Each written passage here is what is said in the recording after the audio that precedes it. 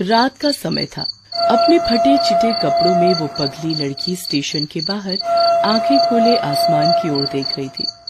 तभी एक कुत्ता भागता हुआ उसके पास आया और जोर जोर से भौंकने लगा। उस पगली लड़की ने उसकी ओर देखा और उसे पकड़ लिया और उसकी पीठ को सहलाने लगी। कुत्ते ने भौंकना बंद कर दिया और कू कू करने लगा। फिर वो उसके पास बैठ गया। पगली लड़की ने फिर से एक बार उसकी ओर देखा और फिर आसमान की ओर देखकर बड़बड़ाने लगी। चला गया, भाग गया, मर गया। ये कहकर वो लड़की जोर जोर से हंसने लगी। कई महीनों से वो पागल लड़की इसी तरह रेलवे स्टेशन के बाहर बैठी रहती और बड़बड़ाती रहती। किसी ने कुछ दिया तो खा लिया, नहीं तो कभी नाले से तो कभी डस्टबिन से चीजें निकाल कर खाती। कभी कुछ शरारती लोग उसे चिढ़ाते भी। पगली पगली, ए पगली, चल भाग यहाँ से। क्या यहाँ बैठी बड़बड़ाती रहती है? पगली किसी से कुछ न कहती, लेकिन जब कोई उसे बहुत ज्यादा तंग करने लगता तो पत्थर उठाकर उसके पीछे दौड़ जाती। अबे सोन, इसने तो पत्थर उठा ली बे। अबे भाग बे भाग। अबे पगली का कोई भरोसा नहीं बे, कहीं पत्थर मार दे तो खामखा डॉक्टर के चक्कर पड़ जाएंगे बे। वो पगली कौन है, कहाँ से आई, किसी को नहीं पता। बहरहाल ये संसार भांति भांति के लोगों से भरा पड़ा हुआ है। उस बेचारी असहाय पगली को भी कुछ लोग बुरी नजर से देखते, उसके फटे चिटे कपड़ों से झांकते, उसके शरीर को किसी जानवर की भांति नोचने को तैयार रहते। दिन के उजाले में तो वो बेचारी सुरक्षित होती, लेकिन रात के अंधेरे में ऐसे बदमाश अपनी फिराक में रहते। एक रात की बात है, नशे में धुत दो लोग उसे देखकर बातें कर रहे थे। ओए पिंटू, ये हसीना कब आई यहाँ? हसीना? कौन सी हसीना उस्ताद? अबे मोतियाबिंद हो गया क्या तेरी आंखों में? हैं?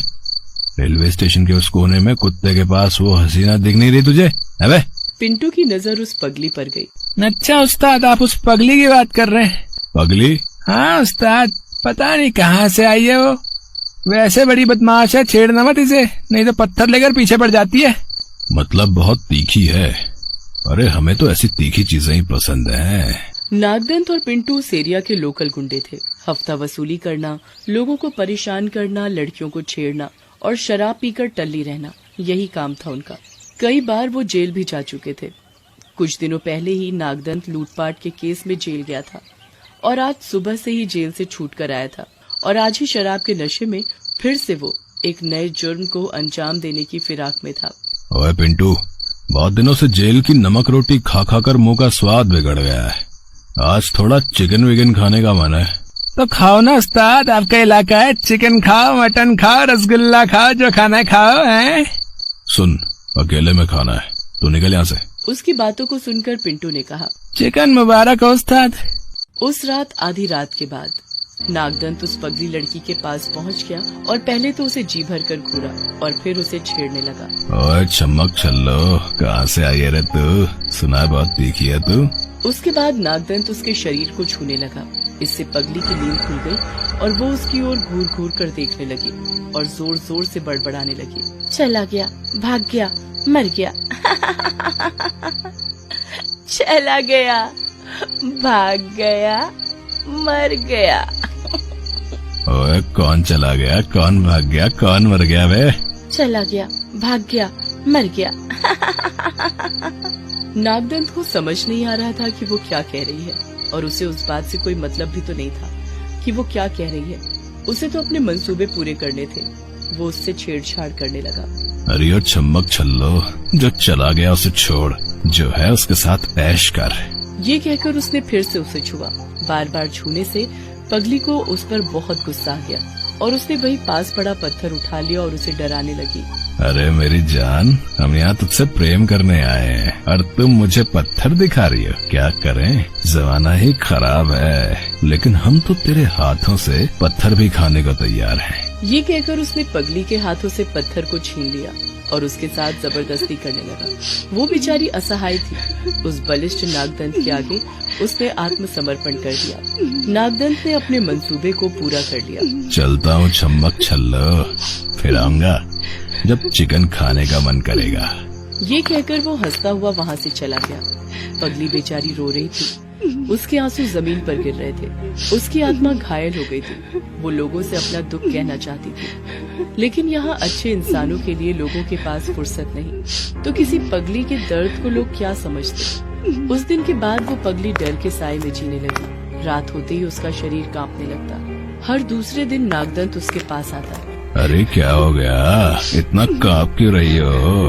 अरे प्यार करने आया हूँ। प्यार करने से कोई कांपता है क्या? हर रात उस पगली की आत्मा छलनी होती। दर्द आंसू बनकर छलकने लगते, लेकिन उसके दर्द को कौन समझता। कुछ दिनों के बाद की बात है। सुबह का समय था। अचानक पगली को उल्टी होने लगी। उसे समझ नहीं आ रहा था कि आखिर क्या हो रहा है उसके साथ। रास्ते में आते जाते लोग उसे देख रहे थे, लेकिन बिना किसी प्रतिक्रिया के आगे बढ़ रहे थे, क्योंकि यही तो दुनिया है ना। जब तक अपना कोई तकलीफ में ना हो, दर्द का एहसास कहाँ होता है। सड़क किनारे उसे उल्टी करते देख कुछ ने उसे झिड़क भी दिया। ए पगली, क्या कर रही है यहाँ? चल भाग यहाँ से। अब वो लोगों को क्या कहती, उसे तो खुद पता नहीं था कि वो गर्भवती हो गई है। कुछ दिनों के बाद उसका पेट बाहर आ गया। अब उसे देखकर लोग तरह तरह की बातें बनाने लगे। अरे दिनकर भाई, ये क्या हो रहा है? ये पगली गर्भवती कैसे हो गई? अब मुझे क्या पता कैसे हो गई है? मेरा तो इसमें कोई हाथ नहीं है। लोग बातें बनाते, मजाक उड़ाते, लेकिन कोई उसकी मदद नहीं करता। कोई उसके दर्द को समझ नहीं पाता। बेचारी उस पगली लड़की का पेट कभी दर्द होता तो कभी वो सड़क पर पड़ी कराहती रहती। आह आह। पगली बहुत कष्ट में थी, लेकिन उसके कष्ट से किसी को कोई फर्क नहीं पड़ता था। धीरे धीरे पगली के अंदर गुस्सा बढ़ता जा रहा था।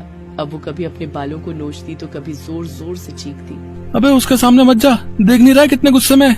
भाई ये कहीं पत्थर उठाकर हमें मार ना दे। चल निकल यहाँ से। नागदंत तक भी पगली के गर्भवती होने की बात पहुँच गई थी। एक रात की बात है। नागदंत नशे में उसके पास गया और बोला, अरे ये किसका पाप लेकर घूम रही है अपने पेट में? तेरे ही मजे हैं। लोगों की नजर में पगली है, लेकिन सारे काम कर रही है तू है।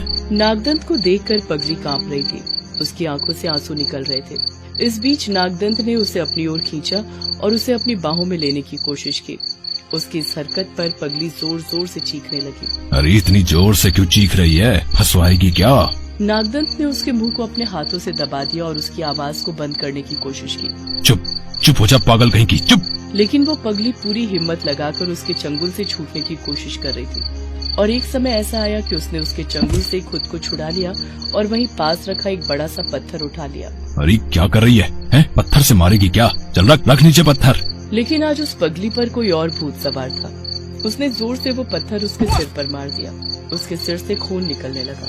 इस बीच नागदंत ने चाकू निकाल लिया और उसे धमकाने लगा। तूने मुझे मारा है? रुक तुझे बताता हूँ। नागदंत भागता हुआ उस पगली के पास गया और गुस्से में उसने चाकू का वार उस पर कर दिया। पगली तड़पने लगी। उसके बाद नागदंत वहाँ से भागने लगा। यहाँ से निकल जाना चाहिए, नहीं तो खामखा मर्डर केस में फांसी हो जाएगी। वो वहाँ से भागने लगा, लेकिन इस बार उसके पीछे वो पगली भी थी, जिसने अपने पेट से चाकू को निकाल लिया था और अपने हाथ में ले लिया था। भागते भागते नशे के कारण नागदंत की टक्कर एक बड़े से पत्थर से हो गई। वो चीखते हुए नीचे गिर गया और जैसे ही वो नीचे गिरा, वो पगली लहूलुहान स्थिति में उसके पास आ गई और गुस्से में चाकू दिखाते हुए उसकी ओर देखने लगी। अरे दूर रख, इस चाकू को दूर रख। नागदंत ने उसके हाथ से चाकू छीनने की कोशिश की, लेकिन पगली ने चाकू का एक जोरदार वार उसके पेट में कर दिया। पल भर में खून की धार बह निकली। वो सड़क पर तड़पने लगा। नागदंत की मौत हो गई। कुछ देर बाद पगली ने भी अपने प्राण त्याग दिए। अगले दिन हर ओर यही चर्चा थी कि पगली ने एक आदमी को जान से मार दिया है, लेकिन किसी को ये पता नहीं चला कि आखिर पगली ने नागदंत की हत्या क्यों की और पगली को किसने मारा।